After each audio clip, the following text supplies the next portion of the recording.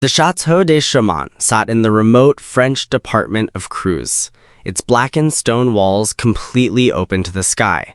For 36 years, this 19th century fortress had been rotting from the inside out, hollowed by a catastrophic fire in February of 1986.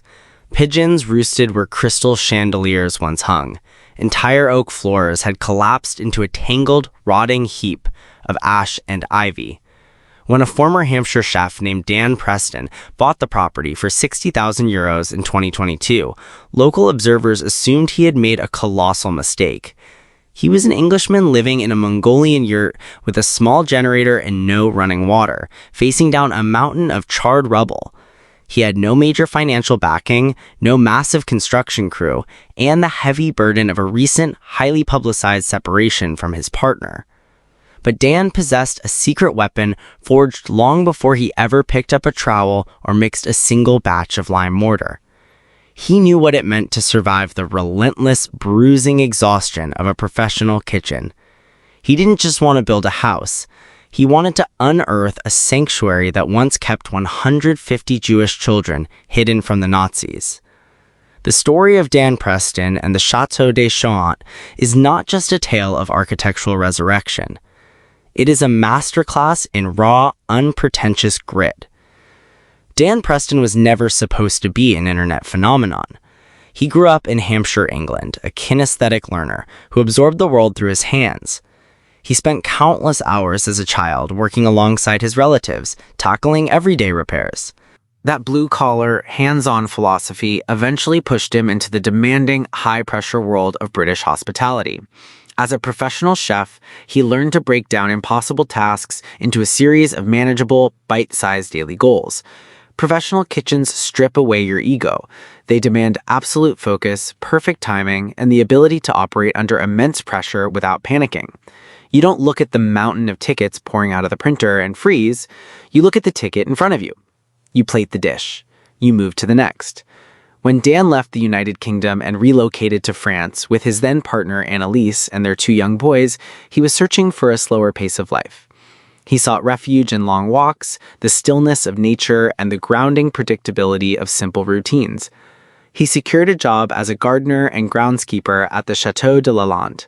That estate was the epicenter of the Chateau Diaries, a massively popular YouTube channel run by Stephanie Jarvis, and almost immediately, Dan stood out. In a digital landscape overflowing with manufactured drama and eccentric personalities, Dan was simply a man who showed up, put his head down, and worked.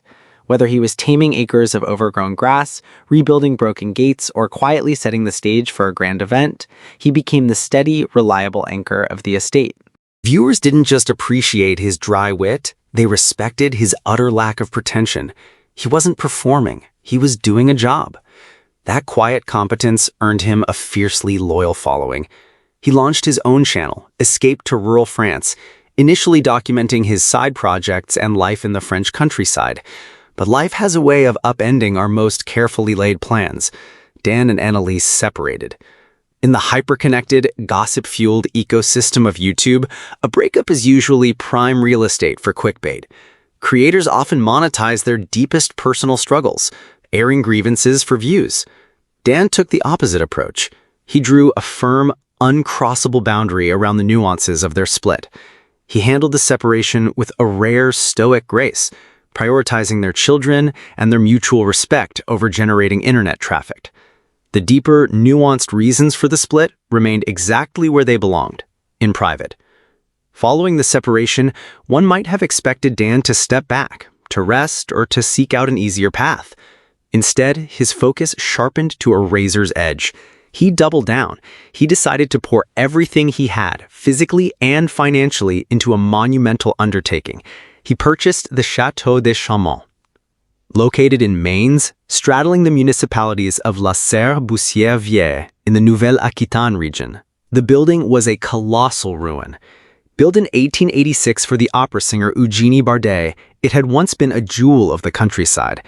Now it was a terrifying liability. The sheer scale of the devastation was hard to overstate.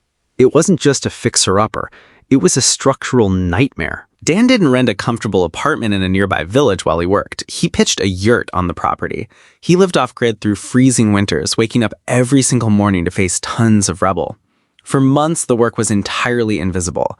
In a digital world that rewards speed, virality, and instant aesthetic gratification, Dan was doing the grueling, unglamorous labor of clearing charred timber by hand. He hauled away debris, wheelbarrow by wheelbarrow. He mixed endless batches of mortar. Every single day was a battle against gravity, weather, and exhaustion. This is where the chef's mindset became his salvation. When you are staring down a collapsed 3-story 19th century fortress, the psychological weight is enough to crush you. But Dan didn't look at the whole castle. He looked at the stone in front of him. He tackled one wall, one joist, one floorboard at a time. The meticulous philosophy he honed in the kitchen translated perfectly to structural engineering and stonemasonry. He and his friends, Nick and Brian, hoisted heavy oak beams into place. They stabilized the walls.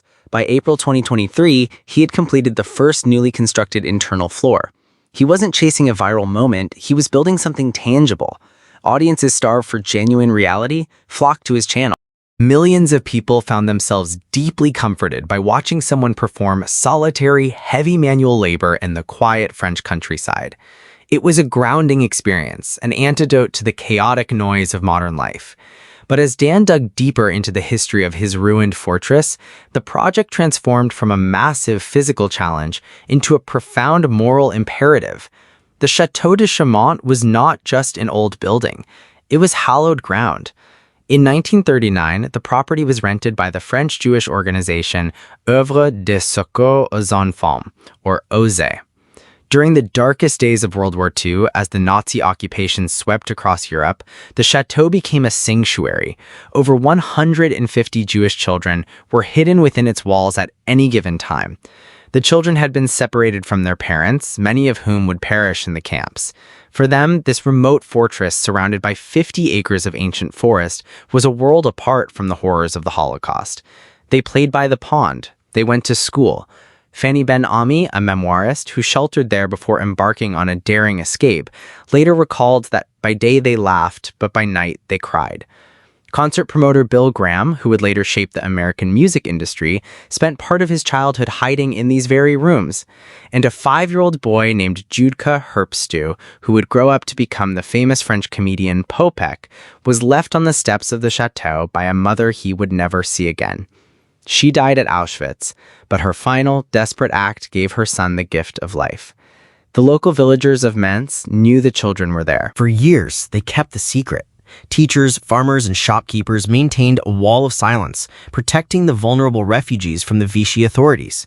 It wasn't until 1943, when a newly installed village priest reported the haven to the Nazis, that the sanctuary was breached. But the OSE had been tipped off by local police. They managed to evacuate the children just before the raid, moving them to Switzerland and other safe zones. When Dan Preston learned of this history, the weight of the project shifted. He wasn't just saving a pile of stones anymore. He was physically honoring a space that had offered warmth and protection to the most vulnerable. He met with historians. He even appeared on the television series Help We Bought a Village, where he had the extraordinary privilege of meeting Popek in person. Standing face to face with an 89-year-old man who owed his life to the very walls Dan was rebuilding, the reality of the mission crystallized. This was no longer just about views or a personal fresh start. It was about preserving a legacy of defiance and humanity. The winter of 2023 tested everything Dan had built. Work on the new roof structure began. Hoisting massive roof trusses into place in freezing, biting winds is dangerous, exhausting. Every slate tile and copper sheet had to be meticulously installed. The physical toll of the work was staggering, but the historical weight of the property provided an invisible fuel. Whenever the exhaustion threatened to overwhelm him, Jan remembered the children. "It spurs me on," he admitted. "It makes you feel like you're doing something purposeful and worthwhile." His refusal to manufacture drama meant that viewers saw the real setbacks. They saw the broken tiles. They heard the wind tearing through the scaffolding. They watched a man shiver in a yurt, boiling water on a tiny stove just to wash his hands. Dan never sugar-coated the reality of his existence. He never pretended it was a glamorous, romantic French fantasy. It was raw, blister-inducing work. And yet, there was a profound beauty in that struggle.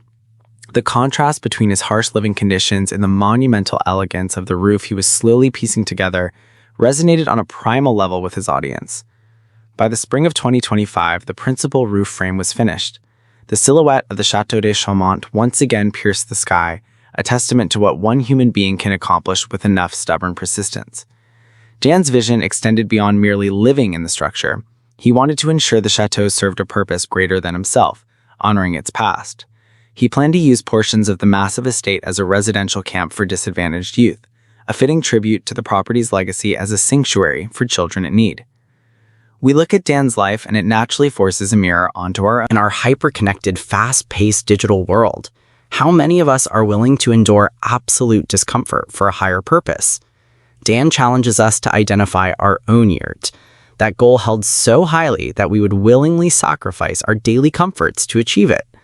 He proved that skills from a completely unrelated chapter of our lives, like the high-pressure triage of a commercial kitchen, can become the exact tools needed to overcome insurmountable modern hurdles. When you strip away the digital metrics, the drone footage, and the idyllic French landscapes, Dan Preston's story is about the quiet dignity of labor. It's about a man who looked at a burned-out, forgotten ruin and decided that it was worth saving. He didn't just rebuild the Chateau de Chaumont, he allowed the chateau to rebuild him. Through the grueling physical resilience, the dedication to historical preservation, and an unapologetically authentic lifestyle, he forged a meaningful existence from the ashes. We're left wondering which element of his journey resonates most deeply. Is it the sheer physical endurance? Is it the solemn duty to the Jewish children who once found refuge in those woods? Or is it simply the refreshing honesty of a man who refuses to perform for the camera, choosing instead to let his actions speak for themselves? Dan Preston took the shattered remains of history and painstakingly mortared them back together with his own two hands, proving that the greatest restorations happen quietly, away from the noise, one stone at a time. If you found yourself reflecting on your own ambitions while listening to this story, send this episode to a friend who might need a reminder of what quiet, unyielding dedication looks like.